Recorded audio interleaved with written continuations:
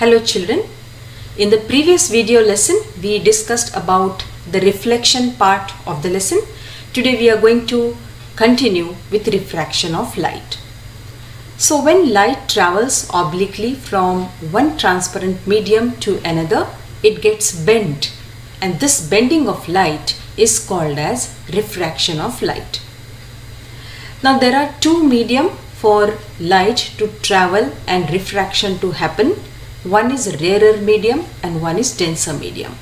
The medium in which speed of the light is faster is rarer medium, and in denser medium speed of the light is comparatively slow. When light travels from rarer medium to denser medium, it bends towards the normal. Let's understand this from the figure given below. Have a look at this. Imagine that the ray of light travels only in one medium. So if it would have traveled only in one medium, it would have traveled straight like this. But when it travels from rarer to denser medium, it bends towards the normal. Look at this. This is the normal and light has bent towards the normal. And this is how it has bent. Now when the light travels from denser medium to rarer medium, it bends away from the normal. Have a look at this. This is the ray. If light would have traveled only in one medium, it would have traveled straight. But because now light is traveling from denser to rarer medium, it will bend away from the normal. This is the normal, and look at the extent it has bent away from the normal. Alright, so these two rules you have to keep in mind. Now, like how we studied about the rules to be followed to draw the ray diagrams, in case of spherical lenses also we have to follow certain rule. So when the ray of light is parallel to principal axis, after refraction, this ray will always pass through the second focus of the convex lens, that is denoted by F2. If you can see there on the principal axis, first focus F1 to the left side, second focus to the right side. 2F2 is double the length of F1 and F2. So 2F2 and 2F1 can be center of curvature also. Now in case of concave lens, when the ray of light is parallel to principal axis, after refraction it diverges and it appears as if it is emerging from focus F1. So this will be the first rule we will follow to draw the ray diagram for the spherical lenses. Second ray we can use this, the ray of light which passes through optical center, and after refraction it goes undeviated, and the same case in case of concave lens also. There is third ray also. Third ray is when the ray of light passes through the first focus of the convex lens. After refraction, it is parallel to principal axis.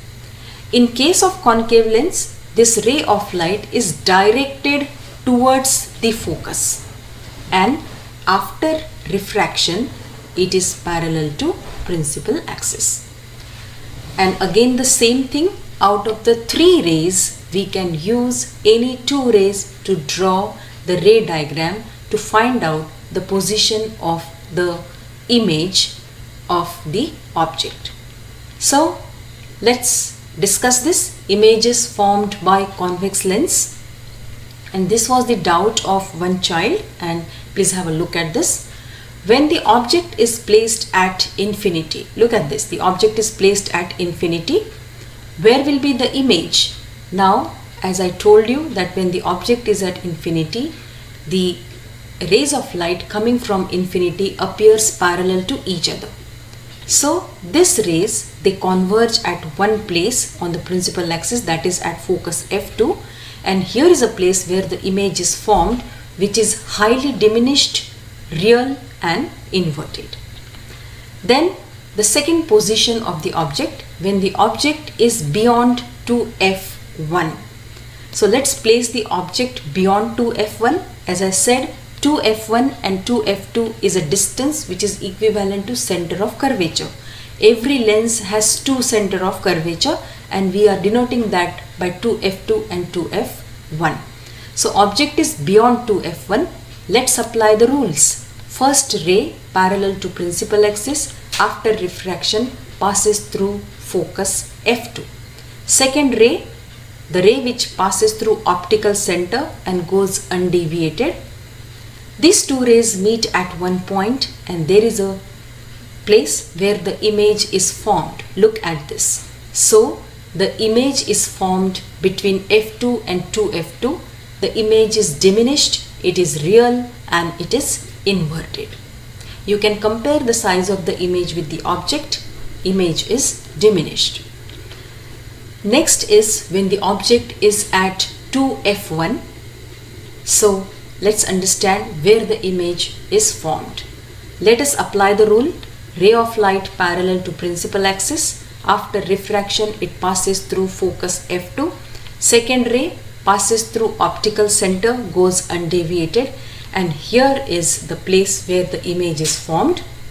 If you see this image, both the object and the image are of same size. The image is real and inverted. Alright. Then when the object is between 2f1 and f1, so let's keep the object between 2f1 and f1. The image is formed at which place? Let's apply our rules. Parallel to principal axis is the first ray. After refraction passes through focus f2. Second ray, the ray which passes through optical center which goes undeviated, and the image is formed at this place. The image is formed beyond 2f2. It is enlarged, it is real and inverted image. Next position is when the object is at f1, at focus f1, the object is placed. Let's see where the image will be. So the first rule, the ray of light parallel to principal axis, after refraction it passes through focus f2. Second ray passes through optical center and goes undeviated. If you observe both the refracted ray, they are parallel to each other. They do not meet at any point, so the image is formed at infinity. It is highly enlarged image, it is real and inverted. Alright. Next is when the object is placed between f1 and the optical center.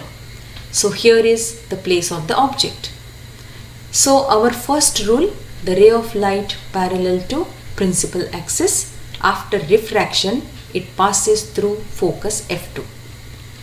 Second ray is the ray which passes through optical center and goes undeviated. Both the refracted rays are not meeting at any point, but if we extend these two rays behind in the backward direction, they appear to meet at one particular place, and that is the place where the image is formed. If you compare the image with the object, you will observe that the image is enlarged, virtual and erect, and this is the only position of the object wherein we are getting virtual and erect image. Otherwise, for all other places, we are getting real and inverted image of an object. So this particular place of the object you have to keep in mind. Alright, next is the images formed by concave lens. So when the object is placed at infinite distance, the rays of light, they appear to come parallel to each other. After refraction, these rays diverge, but it appears as if they are coming from the focus on the principal axis, and there is a place where the image is formed, which is highly diminished, virtual and erect. But now suppose if you keep the object between infinity and the focus f1, anywhere between infinity and focus f1, let us apply the rule. First ray parallel to principal axis. After refraction it diverges, but it appears as if it is coming from the focus. The second ray passing through optical center and goes undeviated. And can you just check out this place where both the rays meet each other? That is the place where the image is formed. And the image is formed between F1 and optical center, and the image is diminished, virtual and erect. So for concave lens, you can place the object anywhere between infinity and focus, and you will always get the image between F1 and optical center. The image will always be diminished, it will be virtual and an erect image.